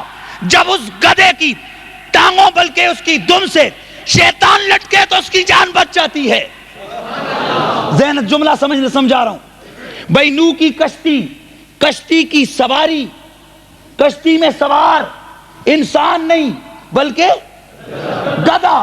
تو گدھے کی دم سے شیطان لٹکتا ہے تو اس کی جان بچ جاتی ہے، تو گویا جواب آتا ہے، اعلان ہوتا ہے، ارے نوح کی کشتی کے ایک سوار گدھے کی دم پکڑ کے شیطان کی جان بچ جاتی ہے، تو میں تمہیں کہتا ہوں میری آل کی مثال کشتی نوح کی طرح ہے۔ میں تمہیں حکم دیتا ہوں کہ اگر دیکھو نوح کی کشتی کے جانور اور اس سوار گدھے کی دم پکڑ کے شیطان بچ گیا ہے، تو اگر تم نے میرے نبی کی آل جسے میرے نبی نے کشتی نوح کی مثال قرار دیا، اگر تم نے ان کا دامن پکڑ لیا تو تم بھی بچ جاؤ گے۔ لیکن اگلا جملہ سننا، شیطان نے جان بچانے کے لیے لڑ پکڑا، شیطان نے جان بچانے کے لیے بہت سارے آج پیسہ اور مال کمانے کے لیے آل کا دل پکڑے ہوئے ہیں، لیکن جان بچانے کے لیے نہیں، ایمان بچانے کے لیے تعلق جوڑنا ہوگا۔ شیطان نے جان بچانے کے لیے تعلق پکڑا، لڑ پکڑا، نوح علیہ السلام کی کشتی کے جانور کا دم پکڑا، تو اگر نوح کی کشتی کا گدھا اس کا لڑ پکڑو تو شیطان جیسا بچ جاتا ہے، تو اگر محمد عربی کا بیٹا حسین ہو اس کا لڑ پکڑو تو تم کیوں نہیں بچ سکتے نا؟ اور اگلا جملہ فرمایا محبوب ہے کشتی میری، نوح کی کشتی، اور جو اس میں سے پیچھے رہ گیا کون؟ ان کا، تو فرمایا ہے بیٹا لیکن اس کے باوجود وہ تیرا نہیں سمجھے واہ سمجھنا بھائی، شرط یہ ہے اس کا ہونے کی کہ یہ کشتی کو پکڑتا، کشتی میں آ جاتا تو تیرا تھا، اور کشتی سے پیچھے رہ گیا، سمجھو یار سمجھو، تیرا نہیں ہے، تو میرا نبی کہتا ہے میری آل کشتی نوح کی طرح ہے۔ کیا مطلب یہ کہ اگر کوئی میرا ہونے کا بھی دعویٰ کرے تو اگر آل سے اس کا تعلق نہیں تو اس نص کے مطابق وہ میرا نہیں ہے۔ تو نبی کا ہونے کے لیے شرط ہے کہ کشتی کی سواری ہو، تو محمد عربی ہونے کے لیے یہ شرط ہے کہ ان کی آل سے پیار اور تعلق ہو۔ اس لیے کہا کہ آل نبی کا پیار ہے ایمان کی زندگی، آل نبی کا پیار ہے ایمان کی زندگی، گر ان سے نہیں پیار تو سب کچھ فضول ہے، گر ان سے نہیں پیار تو سب کچھ فضول ہے، گر ان سے نہیں پیار تو سب کچھ فضول ہے، مولا علی کی جان ہے خون، ہاں میرا بھائی میرے اللہ رب ذوالجلال کا قرآن کہتا ہے انا اعطیناک الکوثر، اے محبوب ہم نے تجھے کثرت اولاد عطا کر دی، اور اس کثرت کا ذریعہ کون بنا؟ آئیے نا دیکھتے ہیں ایک اور روایت جس کا حوالہ میں عام سی کتاب کا دیتا ہوں، بہرحال میں تو ناقل ہوں، میرے لیے حوالہ دینا کافی ہے۔ توجہ فرمائیے، حضرت صاحب شواہد النبوہ نے، اور اس کو دیگر تقریباً 3 کتابوں کے حوالے سے عرض کر رہا ہوں، جس وقت حضرت سیدنا ابراہیم علیہ السلام، ابراہیم رضی اللہ تعالیٰ عنہ کے وصال کی گھڑیاں آئیں، روایت کے الفاظ کچھ اس طرح ہیں، میں اس کو اس لیے بیان کر رہا ہوں کہ اس کو 2 معتبر مفسرین نے ذکر کیا ہے، اگر میں وہاں نہ پڑھتا اور پھر شہنشاہ گولڑا نے بھی اس کو ذکر کر دیا ہے، اگر میں وہاں نہ پڑھتا تو میں اس کا حوالہ کبھی نہ دیتا، لیکن جب انہوں نے ذکر کیا تو محبت کی بات ہے، میں نے آپ کو پہلے کہا محبت والے تو کہیں سے کوئی لڑی چاہتے ہیں کہ جڑتی جا نظر آئے اور محبت کا رنگ نظر، ہم تو محبت کے رنگ چاہتے ہیں نا، تو غور سے دیکھیں حضرت سیدنا ابراہیم کے وصال کی گھڑیاں آئیں، ہوا یوں کہ میرے سرکار کی ایک طرف امام حسین ہیں اور دوسری طرف جناب ابراہیم ہیں، کبھی میرا نبی ابراہیم سے پیار کرتا ہے کیونکہ وہ میرے نبی کا اپنا بیٹا ہے، اور کبھی حسین کو پیار کرتا ہے کیونکہ یہ میرے نبی کی بیٹی کا بیٹا ہے۔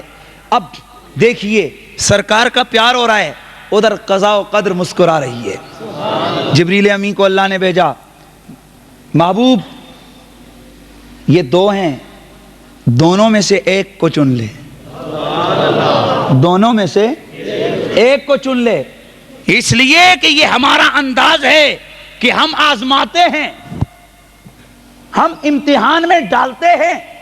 ہم نے 80 سال کے بعد یا 85 سال کے بعد ہم نے ابراہیم کو اسماعیل دیا تھا، پھر اسی کو حکم دیا تھا کہ اپنے ہاتھ سے اس کے گلے پہ چھری چلا۔ بظاہر عقل تو کہتی ہے جناب کتنی بڑی بات ہے کہ اتنے عرصے کے بعد بیٹا دیا، وہ بھی دعاؤں کے بعد، اور اسی کی گردن کٹوانے کے لیے سب کچھ کیا۔ تو جواب آتا ہے یہ گردن کٹانے کے لیے چھری ہاتھ میں نہیں پکڑنے کا حکم دیا، بلکہ ہمیشہ کے لیے اس کو زندہ کرنے کے لیے کیا۔ اس لیے آج بھی زمانہ ابراہیم کے نام اور اسماعیل کے نام پہ چھریاں چلا رہا ہے۔ لیکن ادھر مینڈا ذبح، ذہن نظر رکھنا، ادھر مینڈا ذبح ہوا تھا تو مینڈے کے بدلے مینڈا ذبح کیا جاتا ہے۔ اس لیے علماء متفق ہیں اس بات پر کہ اگرچہ خون مرغی میں بھی ہے، ہمارے جناب اس دن تو رولا پڑ گیا چکوال میں، نے تقریر کے لیے مجھے کہا گیا جی کہ جناب ابھی ایک ذاکر صاحب آئے، انہوں نے ایک تقریر کی ہے جس میں انہوں نے کہا ہے کہ ایک گائے میں 70 بندے بھی شریک ہو سکتے ہیں قربانی میں، اور ان کے اس فتوے پر تو اس قربانی پہ 13 بندوں نے ایک گائے میں حصہ بھی ڈالا۔ میں نے کہا لو جی اب تو مزے ہی ہو گئے، اب میرا فتویٰ سنو، گائے وہ بڑا مہنگا سلسلہ ہے، لیلا بکرا وہ بھی مہنگا ہے، سنو یار ہم کسی سے پیچھے ہیں، مرغی بھی جائز ہے۔ اچھا کیوں؟ آپ کہیں گے جناب مولانا یہ آپ کیا کہہ رہے ہیں؟ اور بھائی میں وہی بات پر انہوں نے دلیل دی، اس لیے کہ مقصود تو خون بہانا ہے، گوشت بانٹنا نہیں۔ تو جناب کیا مرغی میں پانی ہوتا ہے؟ اس میں بھی تو خون ہی ہوتا ہے، تو پھر یہ بھی کافی ہے۔ لیکن نہیں، جواب آتے نہیں۔ مفسرین نے لکھا کیوں نہیں جائز ہوئی یہ مرغی کی قربانی؟ کہا اس لیے کہ ادھر کم سے کم مینڈا ذبح کیا گیا تھا۔ تو اب ذرا ذہن نظر رکھنا، جناب حضرت اسماعیل کی قربانی، ان کا بدلہ اللہ نے مینڈا ذبح کیا، تو قیامت تک چھریاں چلتی ہیں مینڈوں پہ۔ لیکن مجھے حیرت ہے کہ ادھر حسین کا بچہ ذبح ہوا، حسین کی گردن پہ چھری چلی، حسین کے بیٹے ذبح ہوئے، علی اکبر کا لاشا کٹا، تو آج چھریاں صرف پیٹھ پہ چلیں۔ میں کسی کو کہنا کچھ نہیں ہے، آپ کو پتہ ہے کہ میرا انداز ہے کہ میں کسی کو کچھ کہنے والا نہیں، لیکن صرف میں آپ کو آپ کی توجہ اس طرف دلوا رہا ہوں، تو غور سے سنیے حضرات، توجہ سے سماعت فرمائیے۔ حضرت سیدنا ابراہیم کے سرکار کو حکم ہوا کہ پیارے محبوب ایک کو چن لے، یا حسین کو یا ابراہیم کو۔ تو یہ وجدانی کیفیت سے مفسرین نے جملہ لکھا کہ گویا سرکار نے سوچا ہوگا کہ اگر ابراہیم جاتا ہے تو میرا دل ٹوٹے گا، اور اگر حسین گیا تو فاطمہ بھی ناراض ہوگی، فاطمہ بھی تڑپے گی۔ تو میرے نبی نے فاطمہ کا ٹوٹنا دل کا گوارا نہ کیا، فرمایا جبریل میں نے حسین کو چن لیا ہے، میں نے پر میرا نبی دیکھیں چن کسے رہا ہے۔ یہ تو آ گئی نا، میں نے آپ کو کہا کہ ایک تاریخ کے حوالے سے یا تفاسیر کے حوالے سے یا عام سیرت کی کتابوں کے حوالے سے یہ ترجمہ ہے، لیکن حسین کی شہادت وہ تو میرے رسول کو پہلے دن ہی اس کا علم تھا۔ یا رسول اللہ ابراہیم کو چنا ہوتا تو آپ پہ اتنے تانے نہ آتے۔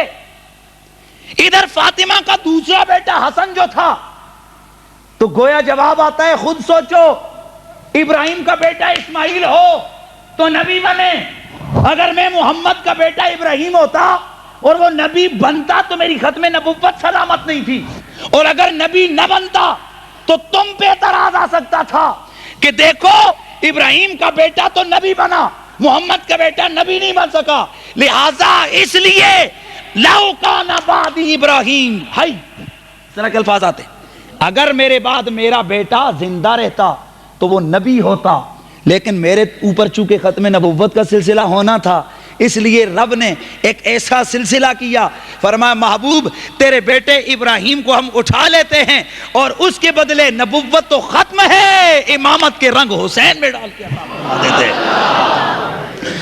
دیکھیے امام حسین کو میرے سرکار نے چنا، تو حضرات اب میں آ رہا ہوں شان حسین کی طرف۔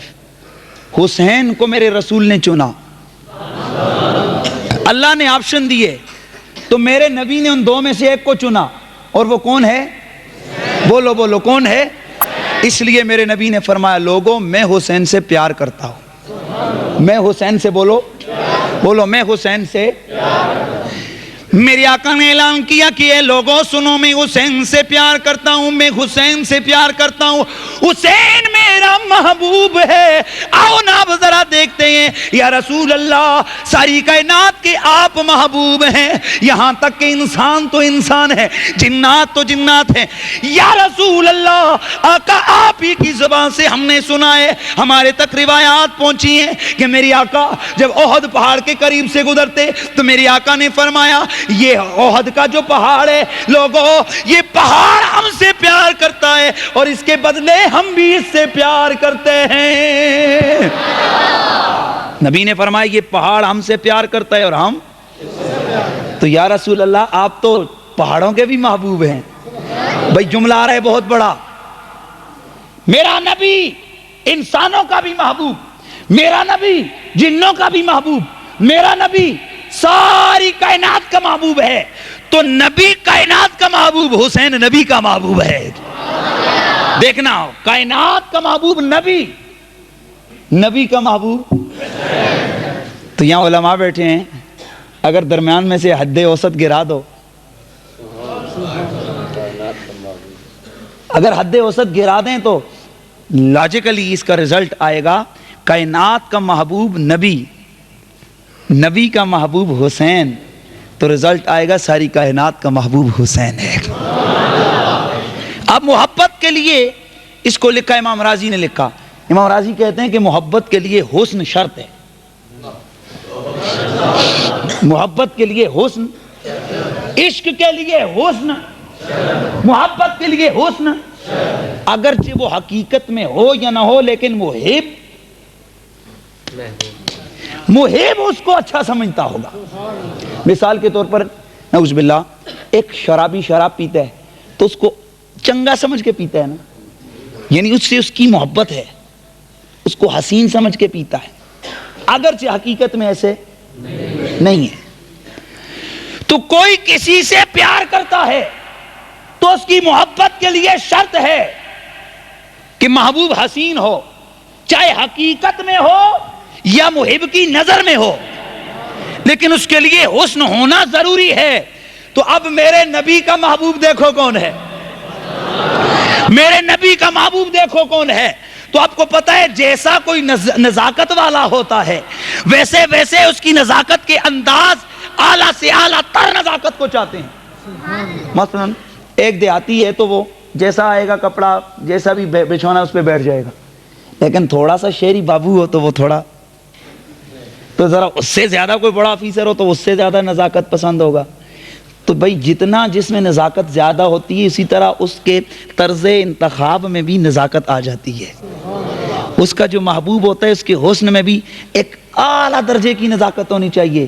تو اب ساری کائنات میں سب سے زیادہ نزاکت میرے نبی میں ہے، تو میرے نبی نے حسین کو چنا، تو اب حسین کو چننا، میرے نبی نے حسین کو چنا تو اس بات کا متقاضی ہے کہ حسین انتہا درجے کا نفیس ہو، حسین انتہا درجے کا حسین ہو۔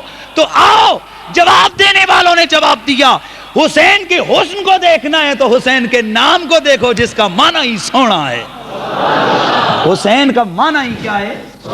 اور یہ نام کسی اور نے، آج تو ہم جو بھی ان پڑھ بھی ہو تو ہم کہتے ہیں فاضل خان، لیکن نبی کے ہر کلام کے اندر حقیقت چھلکتی ہے۔ نبی کا کوئی لفظ ہو وہ ویسے نہیں ہوتا، اس میں حقیقت سے ضرور کوئی تعلق ہوتا ہے، ضرور رشتہ ہوتا ہے۔ تو میرے نبی نے حسین کا نام حسین رکھا، تو حسین کا نام جو میرے نبی نے حسین رکھا، اس نام رکھنے کا تقاضا یہ ہے کہ حسین بڑا سونا تھا۔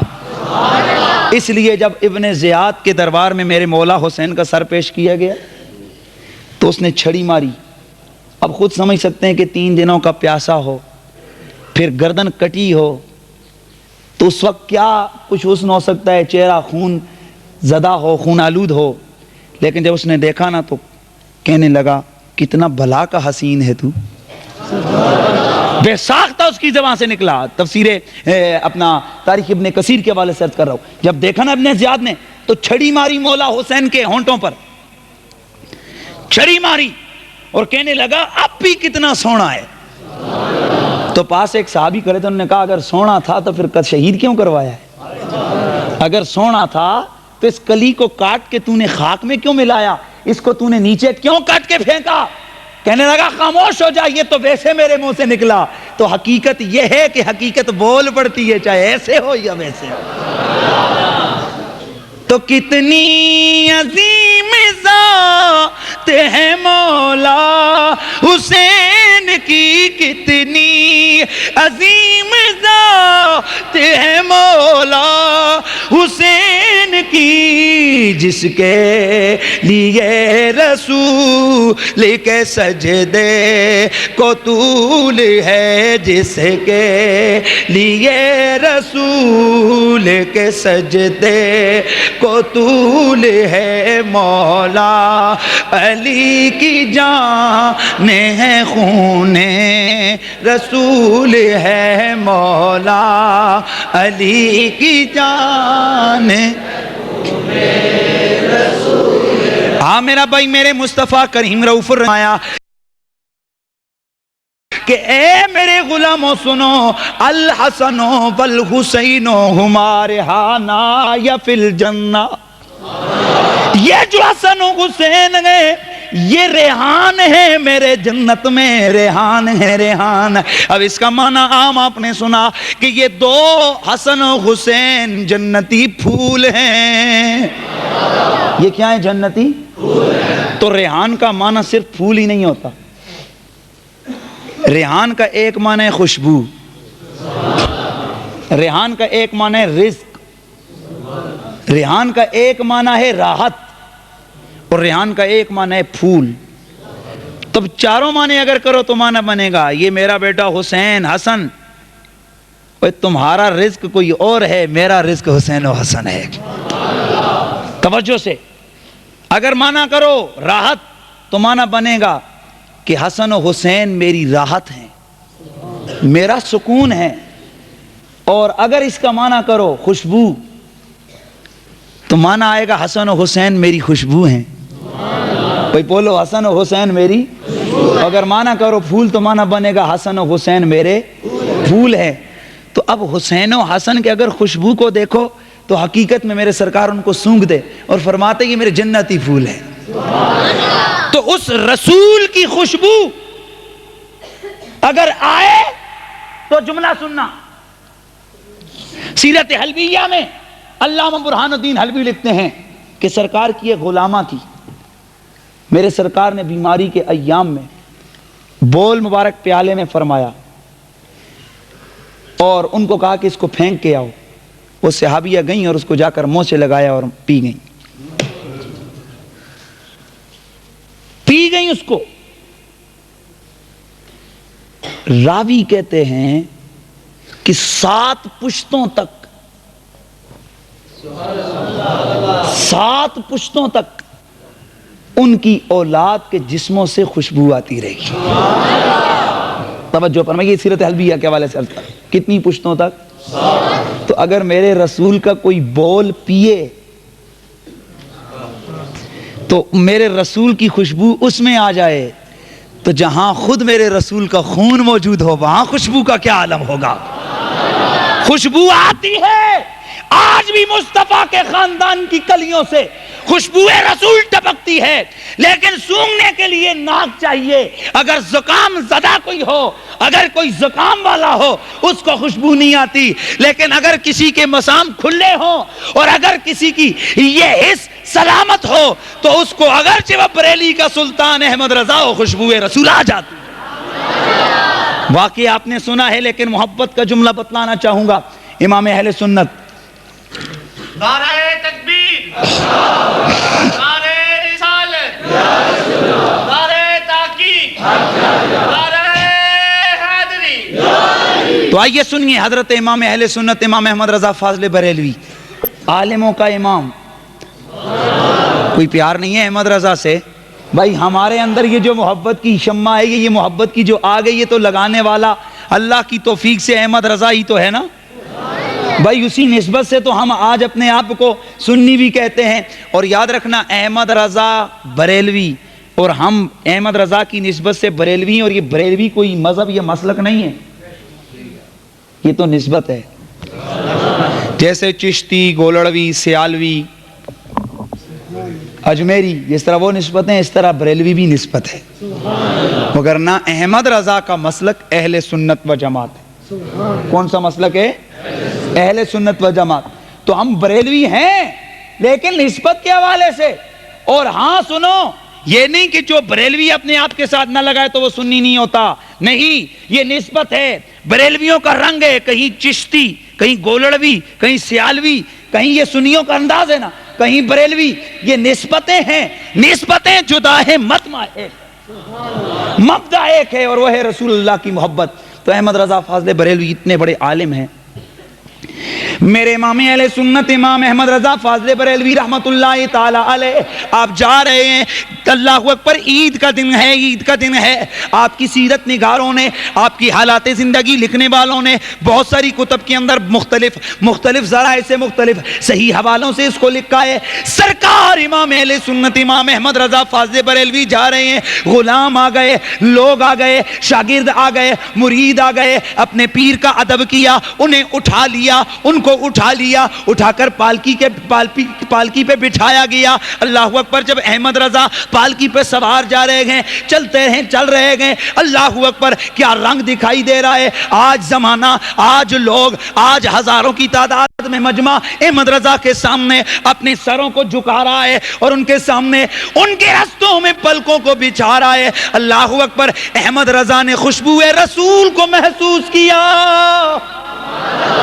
احمد رضا نے خوشبو رسول کو محسوس کیا۔ پالکی چل رہی ہے، فرمایا چھوڑ دو مجھے، رک جاؤ، رک گئے۔ فرمایا سچ بتانا، مجھے تم میں سے کسی سید کی خوشبو آئی ہے؟ بولو تم میں اللہ کے نبی کا بیٹا کون ہے؟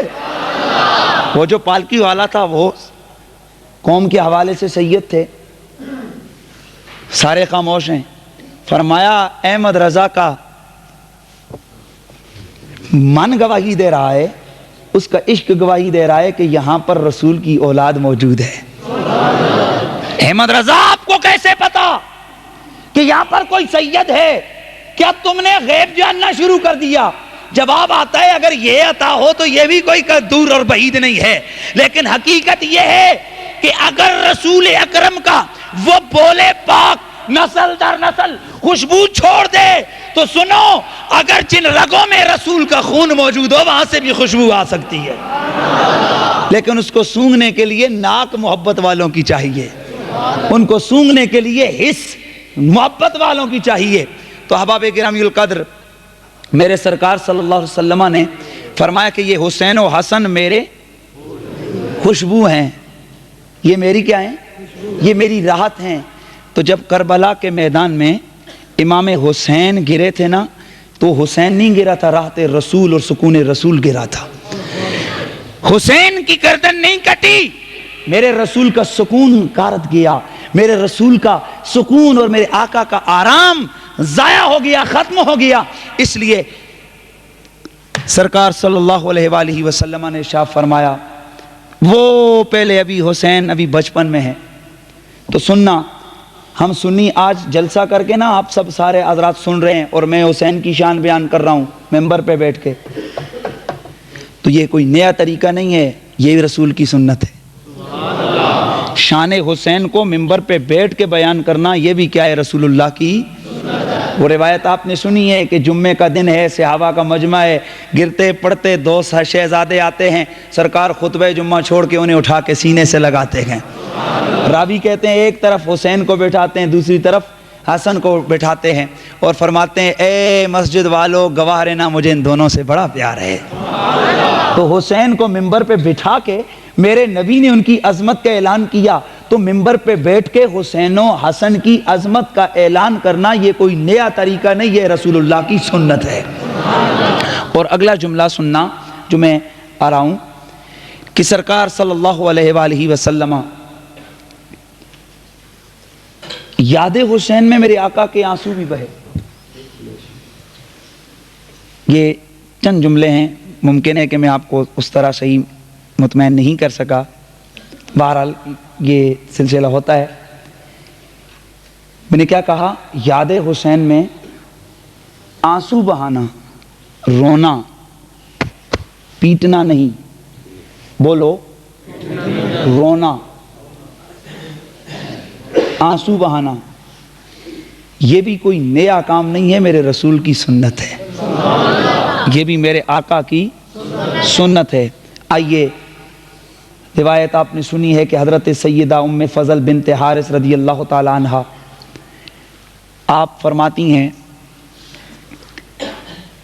کہ میں ایک دن گئی، اور یہ سیدہ جب گئیں تو سرکار کی بارگاہ میں عرض کیا، یا رسول اللہ رأیت حلم المنکر اللیلۃ، آج کی رات میں نے بڑا عجب اور خوفناک ڈراؤنا خواب دیکھا ہے۔ فرمایا وہ کیا؟ عرض کیا انه شدید، یا رسول اللہ بڑا سخت ہے۔ فرمایا بیان کر۔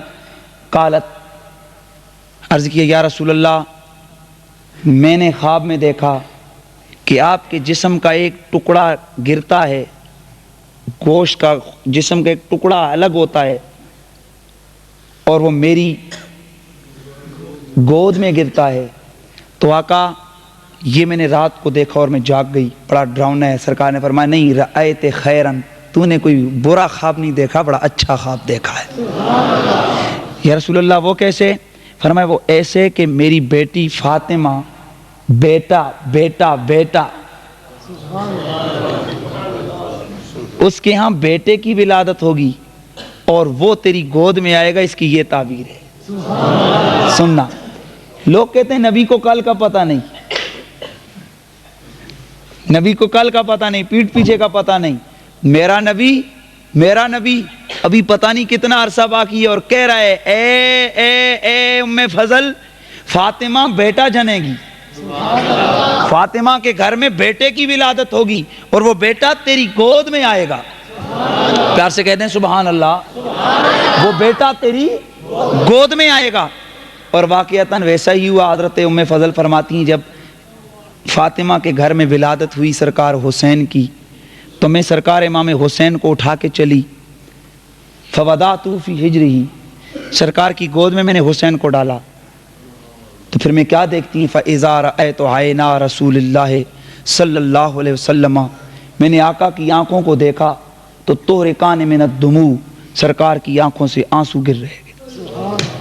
اور دوسری جگہ آتا ہے کہ فَحَانَتْ مِنِّي الْتِفَاتُهُ، سرکار نے نظریں مجھ سے پھیری، دوسری طرف چہرہ کیا اور رونا شروع کیا۔ میں نے آقا کی آنکھوں سے ٹپکتے ہوئے آنسوؤں کو دیکھا تو میں نے عرض کیا یا رسول اللہ، آقا یہ تو مقام خوشی ہے، نواسا گود میں آئے تو یہ مقام خوشی ہے، تو آپ رو رہے ہیں؟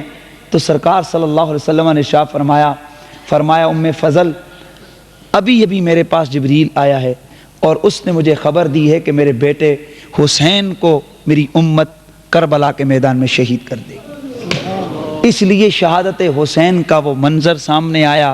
دوسرے لفظوں میں میرا نبی گویا کہہ رہے ہوں کہ فاطمہ، ام فضل، میری نظریں گود میں پکڑے ہوئے حسین کی طرف نہیں ہیں، میری نظریں تو کربلا والے حسین کو دیکھ رہی ہے۔ میں اس گود میں پلنے والے حسین کو نہیں دیکھ رہا، میں اس کربلا کی تپتی ہوئی ریت پہ کھڑا ہونے والے حسین کو دیکھ رہا ہوں کہ جس کے ہاتھ میں علی اصغر کا لاشا ہے، جس کے سامنے علی اکبر کی جرانی لٹ رہی ہے، جس کے سامنے قاسم کے جسم پہ گھوڑے دوڑ رہے ہیں، جس کے سامنے عباس کے بازو کٹ رہے ہیں، اور میں اس حسین کو دیکھ رہا ہوں کہ جو حسین گھوڑے سے نیچے گرتا ہے تو آواز لگاتا ہے نانا مجھے بچا لو، حسین گر رہا ہے۔ ام فضل میں اس حسین کو دیکھ رہی ہوں، اس لیے میری آنکھ سے آنسوؤں کے قطرے گر پڑے۔ تو حضرات میرے آقا روئے تو یاد حسین میں آنسو بہانا یہ نبی کی سنت ہے، بولو لو جی آپ کو تو پھر ایک دلیل مل گئی.